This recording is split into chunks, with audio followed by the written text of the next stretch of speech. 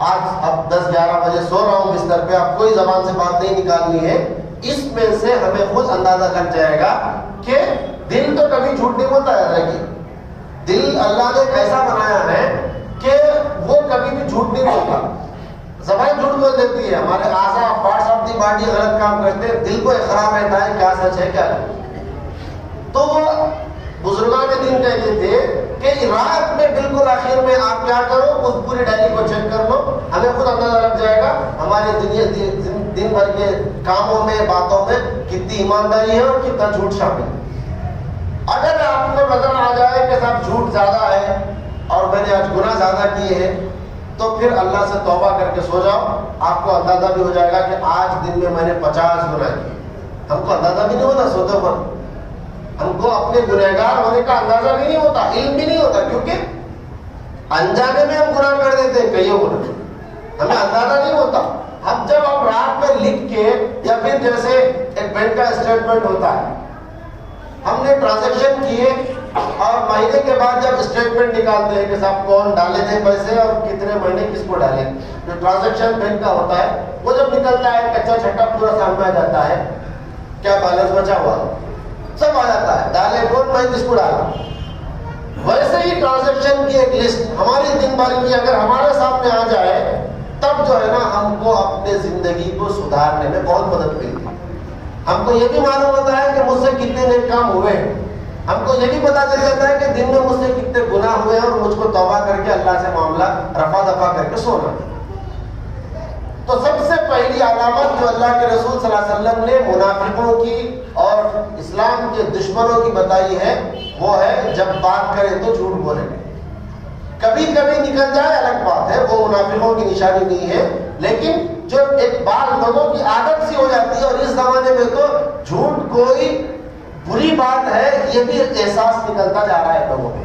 کاروبار میں، آپس میں، لین دین میں، بات چیت میں، بات دینے اور بات رکھنے میں، زبان دینے اور اس کا خیال رکھنے میں بالکل زبان دھیان سے خیال ہی ختم ہو جا رہا ہے. اور یہ ہم زبان سے بول بھی رہے ہیں اور دل سے اقرار بھی کر رہے ہیں، جھوٹ بولے تک کوئی کاروبار ڈیولپ نہیں ہوتا، سکسیس نہیں ہوتی. یہ ہم لوگوں نے بنا لیا ہے، حالانکہ یہ تو بالکل حقیقت کے خلاف ہے. اللہ کے رسول صلی اللہ علیہ وسلم نے اس بات کو تسلیم نہیں کی. دوسری بات، اذا اؤتمن خان، جب کبھی اس کے پاس کوئی چیز امانت رکھی جائے تو اس میں وہ خیانت کرے، امانت کا لحاظ خیال نہ رکھے.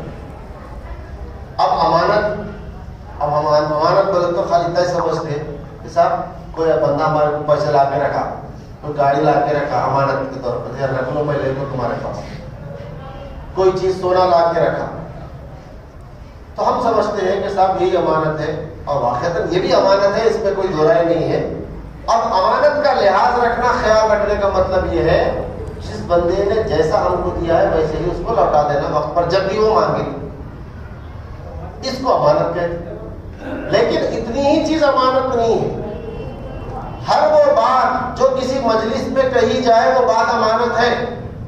مثال کے طور پر میں نے میرے کسی دوست سے کوئی بات کہی اور وہ بات کامن نہیں ہے، کوئی خاص بات ہے، اور وہ بات کرتے وقت میں یہ کہتا ہے کہ دیکھو یہ بات میں آپ سے کہہ رہا ہوں کسی اور سے نہیں، اور وہ دیکھتے وقت میں ادھر ادھر دیکھ رہا ہے کوئی آزو بازو ہے کہ نہیں، سن تو نہیں رہا ہے کوئی، تو یہ بات سمجھ لینی چاہیے کہ یہ بات میرے پاس امانت ہے، مجھے اس کو میرے سینے میں دفن کر دینا ہے، پھر دوبارہ کسی کے سامنے نہیں نکالنا. بات بھی امانت ہوتی ہے، بات بھی امانت ہوتی ہے، اور ہم اس کا خیال نہیں کرتے، سن لیتے ہیں اور یا سنے وہاں وہاں سنے وہاں. افواہ جو بولتے دیکھیے، افواہ کا مطلب ہی یہ، افواہ جو ہے کئی منہوں سے نکلنے والی بات کو افواہ بولتے. ایسا کہتے ویسا کہتے، کٹوں پہ بیٹھے اس کا ذکر، یہاں پہ بیٹھے اس کا ذکر، ایسا ہو رہا کہتے، انہیں ایسا کرا کہتے، انہیں ایسا نہیں کہتے، یہ ایسا ہو رہا کہتے.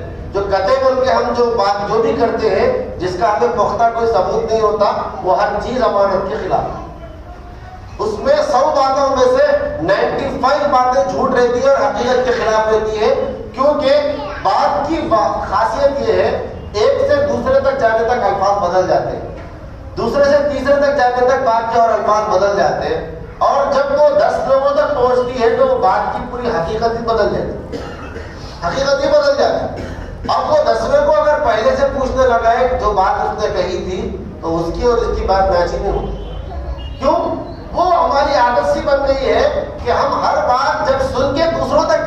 ہیں تو جب تک مرچی مسالہ نہیں لگاتے یا اپنے الفاظ نہیں ڈال دیتے تب تک جو ہے ہمیں کھانا ہضم نہیں ہوتا. تو اللہ کے رسول نے بات کو بھی امانت کہا ہے. آپ سے آپ کا دوست، آپ کا بھائی، کوئی بھی کوئی کہہ رہا ہو اور وہ آپ کو بھروسے کے لائق کر کے کہہ رہا ہو، سمجھ کے کہہ رہا ہو، تو پھر اس کی وہ بات امانت ہے. آپ نے اگر کسی تیسرے کو بھی یہ کہہ کر سنائی کہ اس کو بھی نہ قبول، میں تیرے کو سنا رہا ہوں، خیانت ہو ختم.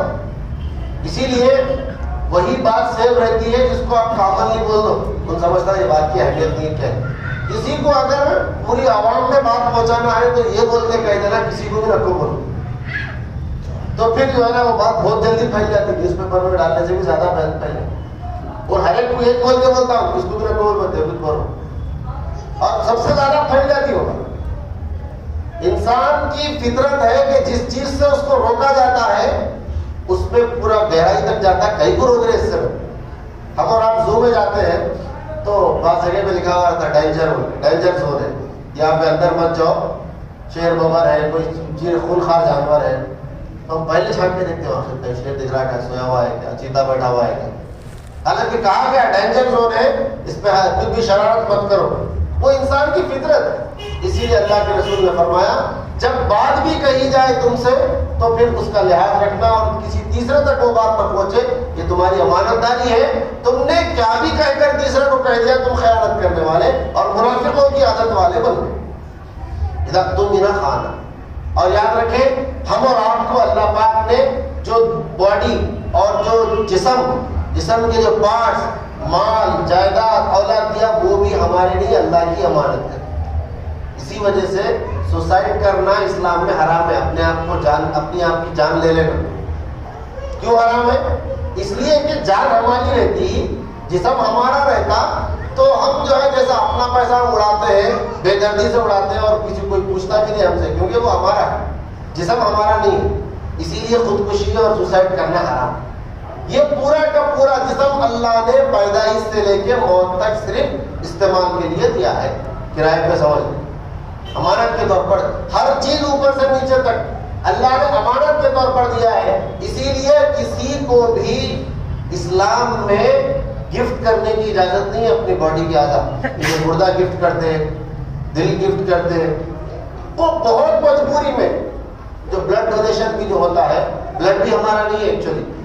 بلڈ بھی ڈونیٹ کرنا اسلام میں جائز نہیں ہے، الا یہ کہ کوئی بہت سخت مجبوری ہے، کسی کو جان کا خطرہ ہے، تو اس صورت میں کسی کی جان بچانے کی نیت سے آپ اپنا بلڈ دے سکتے ہیں مجبوراً. وہ کیوں مجبوراً دے سکتے ہیں؟ اس لیے کہ خون بھی آپ کا نہیں، اللہ کا ہے.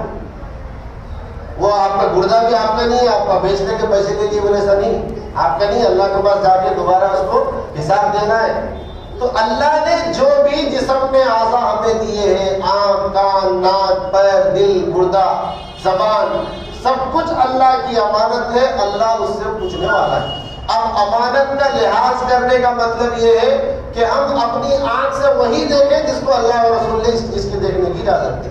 وہی دیکھا تو امانت کا ہم نے لحاظ رکھا، نہیں تو ہم نے خیانت.